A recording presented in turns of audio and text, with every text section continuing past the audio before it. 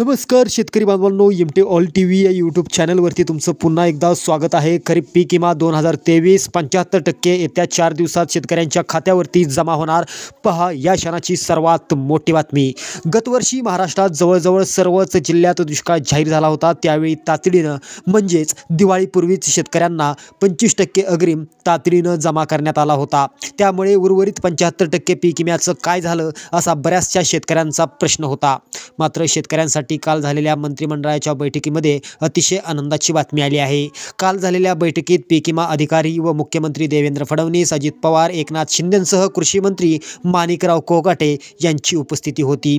याच बैठकीत शेतकऱ्यांना खरीप 2023 चा 75% अग्रिम वाटपाचे आदेश दिले असून कंपन्यांमार्फत येत्या 4 ते 8 दिवसात शेतकऱ्यांच्या खात्यावर ही रक्कम वर्ग होणार असल्याची माहिती आहे। त्यामुळे राज्यातील ज्या शेतकऱ्यांना यापूर्वी 25% अग्रिम जमा झाली आहे अशा शेतकऱ्यांना 4 ते 8 दिवसात 75% अग्रिम जमा होणार असल्याची माहिती राज्य सरकारकडून प्राप्त झाली आहे। त्यामुळे राज्यातील शेतकऱ्यांना मोठा दिलासा मिळाला आहे। याबाबत तुम्हाला काय वाटतंय खाली कमेंट करा। हा व्हिडिओ आवडला तर शेअर करा। धन्यवाद।